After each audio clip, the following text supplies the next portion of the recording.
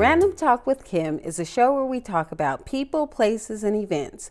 We explore interrelated concepts about how things function in an increasingly hyper-connected society. We communicate beliefs and expectations about different aspects of the world. Hello and welcome to Random Talk with Kim. Today's guest will be Carl Robinson. Hello, how are you doing today? I'm well, how are you? Doing pretty good. Today, you wanted to do a showcase of some of the art and jewelry that you make. Can you tell me a little bit about your background? Yes, well, I just recently got released. I did 15 years and 4 months in California State Department of Corrections, and there I learned that I had this amazing talent. I had a good knack for designing jewelry. I used to buy, necklaces such as this, and I would pay for it because I wanted to wear something that had meaning. I wanted to have something that was unique to myself and that had definition. And it broke one day, and I had a little time, and so I figured, oh, okay, let me put this back together. And when I put it back together, I actually put it back together better than the person who had originally designed it. Oh, that's good. That's really good. So when you did that, of the fix of the jewelry when it broke, what did that actually teach you?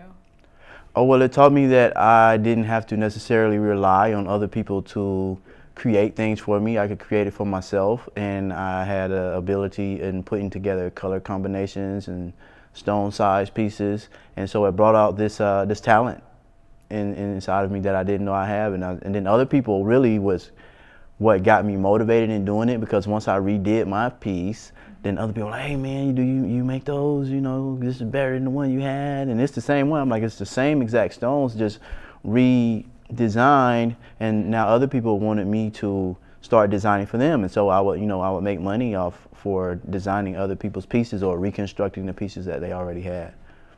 Yeah.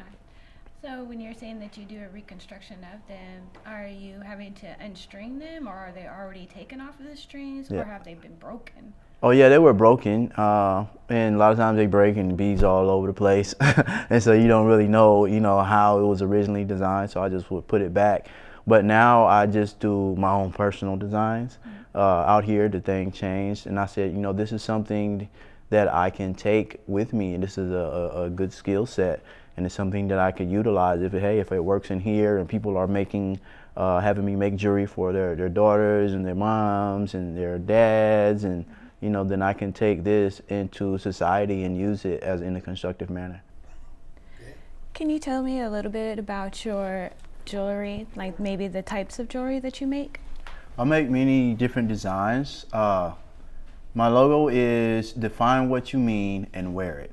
So for some people, that's their horoscope. I deal with a lot of spiritual themes. Some people like to wear, they like to wear rosaries, so I make like less than traditional type rosaries. It's not just your average wooden beads. I put a little stank, a little shine on it, a little bling. Yeah. And you have rosaries, or I make ankhs, and in a specific design using the glass beads, also based upon your astrology sign. My unique pieces are based upon astrology, or if you have favorite colors, or your birthday month, or whatever is significant to you. Even clubs and organizations. Like say if you're a Gator fan, or I go to Sac City, and Sac City College has the Panthers, and their colors are burgundy and gold, and so I make burgundy and gold bracelets for them. That's interesting. That's really interesting. Do you do any of like the second Saturdays, like some of the shows and stuff like that, to show your work? Yes, I was recently at the African market, and we had an arts and craft fair at SEC, and I was also had a booth at SEC, and I'll be online also as well. Yeah, definitely. Was there any of the other types of like maybe gems that you use, and what region they may come from? Well, it depends. I don't really get into the different regions, but there are different type of gems based upon, let's say if I'm doing a piece for you based upon your astrology and what you need to balance out your energy or your aura, then I'll say, okay, well, you might need some tourmaline, or you might need some lapis lazuli, or it depends, but those are more high-end customers. I mostly stick with, just for my basic work, I stick with glass beads, and if someone is specifically asking for a gemstone or asking for a chakra balancing necklace, then I'll get into the gems and stones. Okay. Well, say that I was asking you for one. I'm a Leo. I was born like in 76. I also have a kind of a weird background with that part because in 76, that was our bicentennial year. So it was a special significance to the US. It was around for 200 years.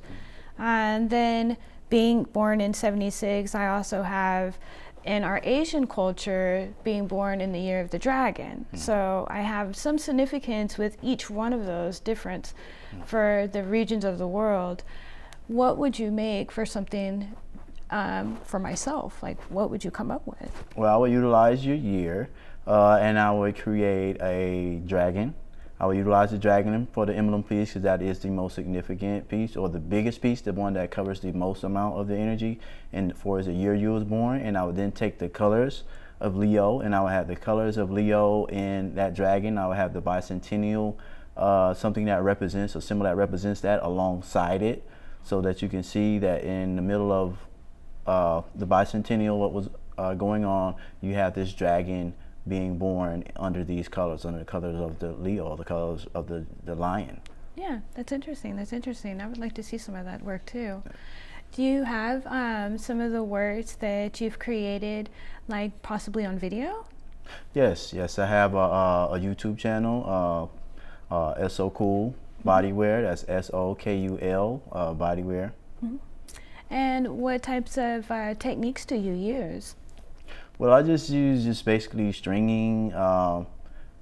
No real techniques. A lot of it is designed in my head, so just to explain it would be like, you probably just be better out watching it. You could be like, what? You know what I'm saying? Yeah. But it all depends on what I'm creating, what type of string, what type of coloring, because different color codes and backgrounds require different strings or what that person needs for that necklace to do. Like say if you're having circulation issues with your energy, your chakras are kind of shut down, I use more copper.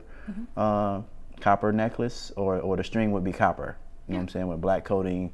Or if you need more feminine energy, the string would be silver. So it varies. So for feminine, I did not know that it needed to be silver, and for the other, it would be copper. What are some of the other things that we may need to know? Well, masculine energy is gold, so or you know, that push type of energy is gold. Silver is represented by the feminine energy, of course. Other things that you would need to know: copper circulates. You know the different type of gemstones and what they do and what the colors vibrate and what they bring you. So each color vibrates. Like for me myself, I wear a different color based upon the day and the vibration of the day in order to be in harmony with that. So if you have certain areas or certain chakras that are off balance, then I will bring you more of those colors, but in harmony and balance with other colors that would balance you out. Oh, so you do a lot of like color theories and stuff like that to try Right. to figure out what's going to be best. Right. What about the different types of the beads that you're using? Is there a certain type that you're using? It depends. The shapes. Yeah. Because like the circular shape is more feminine, the triangular shape, the square shape, depending on how the energy needs to flow. And I put certain shapes next to other shapes. Certain shapes complement shapes, certain shapes don't complement shapes so much. And so it depends on the person when I'm making unique pieces, and it depends on the energy. So if I'm just making just a in general Leo, then I'll use certain shapes for Leo. And then if I'm making Libra, then I'll use certain shapes for Libra, certain shapes that complement that energy and wouldn't cause any conflict for that person. Oh, that's good to know. Good to know. Well, do you have any other talents other than just doing jewelry? Oh yes, I sing, I rap, I do spoken word, poetry. I'm a writer, author. What else do I do? I do quite a bit of stuff. But those are some of the major things. Oh, I train dogs. I'm a dog trainer. You are? Absolutely, I train dogs. That's my main profession right now. Is I train dogs, yeah. Yeah, well, what kind of dogs do you train? All kind of dogs. Yeah? All breeds, all types, shapes, sizes, age. Yeah. I'm more of a K9 behavior modification. So if your dog has behavioral issues that you want to overcome, I'm more than just, like sit, stay down. It's more like if your dog is timid, or if your dog is aggressive, or if your dog has issues pulling you while you walk, or if your dog has issues where anxiety, where it tears up stuff, or separation, then I bring your dog to a healthy mental balance place. So I'm like a dog psychologist type. Oh, that's very interesting. So not only are you here to help as human beings, but you're also here to help the animals too. Yeah, So that's really good. That's really good. Because you have to work with the owner in order to help the animals. Yeah, very true, very true. Well, with fixing the animals and stuff like that, and helping them with probably, like, I guess their attitude problem that they may be having. Is that what they would call mental it? Disorders, yes. Right? Yeah. Is it mainly like the smaller dogs, or is it the bigger dogs? It's all dogs. Oh, it is. All So dogs you're having a wide any range. dogs can have a mental disorder. Like yesterday, we was at the classic hippie tea, and there was a dog outside, and she was very timid. And noticing the position, her body behavior, she was very timid. But in that, she would get fear aggressive. And when people get too close, you know, I don't want to be out here, and she's getting afraid. But because she's a pit bull, people will say she's naturally attacking. No, you have to properly socialize her to be in an environment next to a street where everything is moving way too fast for her. Yeah, definitely. I've seen the whole have a dog and a cat together, and sometimes the dog will get the cat. No. Sometimes the dog will actually just walk up to the cat and be more friendly to the cat. So I've seen both sides of that actually occur. It is a little scary sometimes to actually see the bad side of it, but once you have a better understanding of what's going on with the animal itself, then you can kind of have that judgment of, oh, it's not really the dog that's doing it.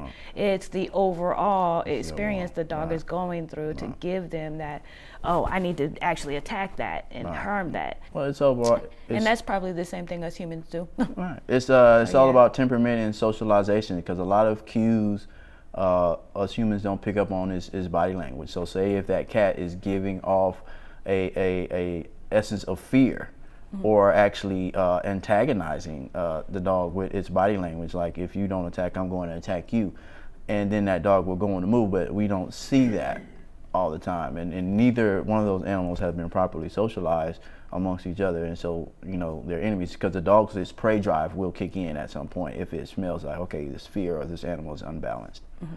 Yeah. So are dogs the only thing that you do training? Yeah, as far as animal wise. Yeah. It's just dogs. Well, can you tell me maybe one of the type of animals that you've done your training for, like this span of time that it actually took to get them trained? Well, when I was in the program, the Positive Change program in California City, dealing with Marley's Mutts Dog Rescue, we'll do 14 weeks. And these dogs were highly traumatized, and they came from a lot of abusive situations. And Frida, you know what I'm saying, that was my very first dog, so I always speak of Frida. She came 14 weeks, and she was shut down. She was very timid when she got there, and I brought her out of her timidity, and now she got adopted. She has an excellent owner, and she lives in New York, and she like goes jet setting and be on like studio sets like this. She was on TV before I was. Yeah. Oh wow, Yeah, wow! yeah. So you trained a star dog. Yeah, now. she's like you she know, like big you time. got a top dog. Yeah, top dog. Yeah. That's interesting. Yeah, I enjoy stories like that. That's a good environment to actually put the dogs in instead of a bad environment. Like even putting them in shelters sometimes can be a bad thing, or those small enclosures like the kennels that they have. I've seen people put their dogs in there when they're actually going to leave to go somewhere, and it could be because the dogs are actually tearing up the house because people are gone. Are there ways to have people at home that can actually start training their dogs in small ways that could help them?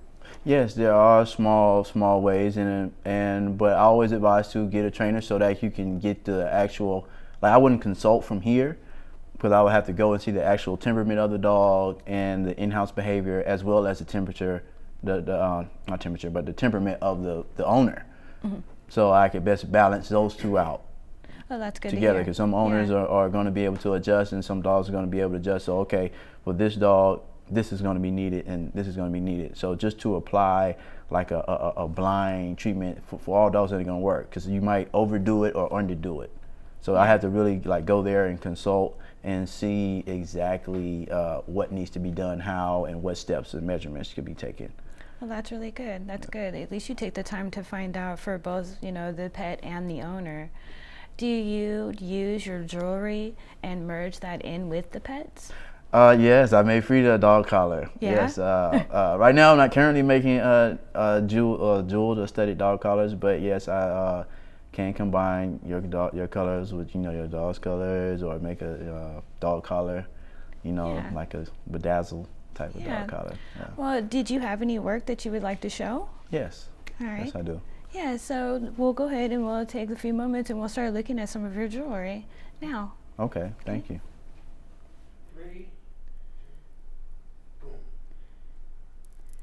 I really find these really interesting. Can you tell me a little bit about them? Okay, well, each set represents its own. So this is for Capricorn. Capricorn being an earth sign, so therefore you have the stone.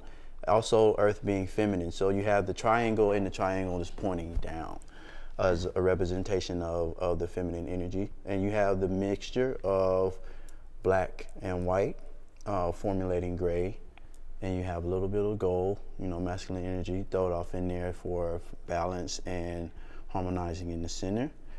Now here you have the earring set, and this is for passion or eros. You know what I'm saying? So bringing a little passion to yourself, a little love, energy, but grounding I like it. the red color too. Yeah, the red It's color is nice. beautiful. But Yeah. grounding that passion. Yeah. You know what I'm saying? A lot of you just have just all red, you know, it's a lot, it's a very hot flame. And Yeah. a flame of lust that can be sun, but you ground it with the darkness. You know what I'm saying? You ground it with in black, and it gives you more balance in that. Here, like I was mentioning, I have a a rosary type with the cross, and this is like like a light and festive belief. You know, the sign of the fish, Yeah. which Jesus Christ represented the fish. So I put a water theme on that.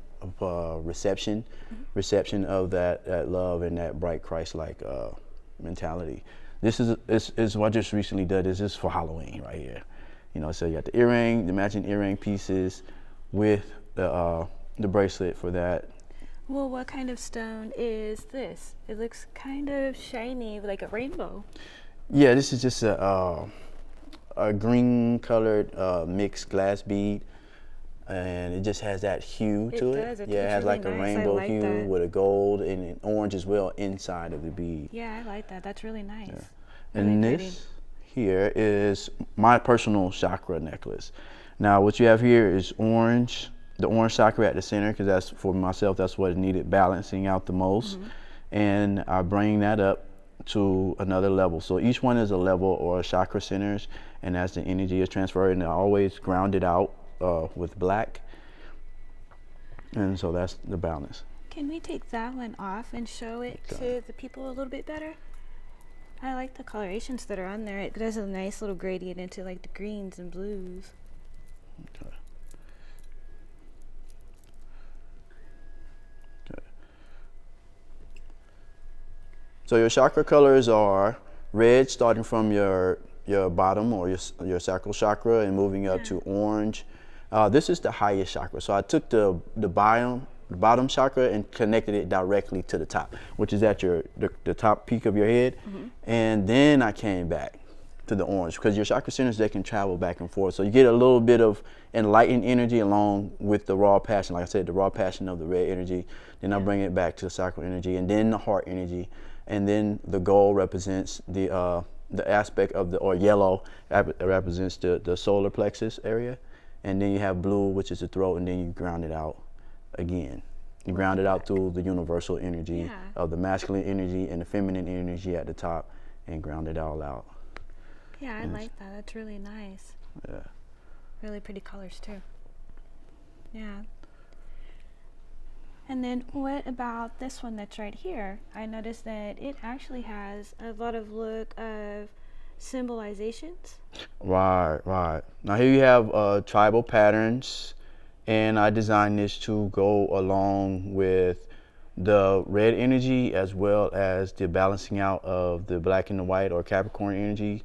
And certain days I wear these, like I might wear this on a Tuesday, or I might wear the black and white on a Saturday, because Saturday's energy is Saturn, so it's very dark, but I balance it out with the white. Or I might wear it on a Monday, which is for white. Monday represents white, and it also needs balancing out, because too much white is not good.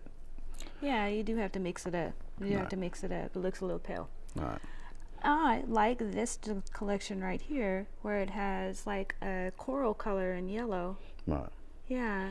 Now this is for the, like I was mentioning, Sacramento City College, and their colors are this gold, this yellow, and the red for the panther. And I got these coral type stones because they're the shape of teeth. I didn't want to use real animal teeth, but they are the shape of teeth. So I call it the panther's eye and teeth. Oh, nice. Yeah, Nice. for No, I like Saxy, it. yeah. Yeah, I like that. It's really nice. Yeah. Well, I appreciate you bringing out your jewelry today. Yeah. Do you have a website where we're able to find items like this if they would like to find more information? Yes, I do. Also, I have a website, socoolbodywear.com. They also can find me on my Facebook. You can look up SOCool, SOKUL Bodywear, and find me on Facebook. There's things on there. Also on Instagram under Ubaycool, 3 O's HBAYKOOL, and those are a few places that they can find me.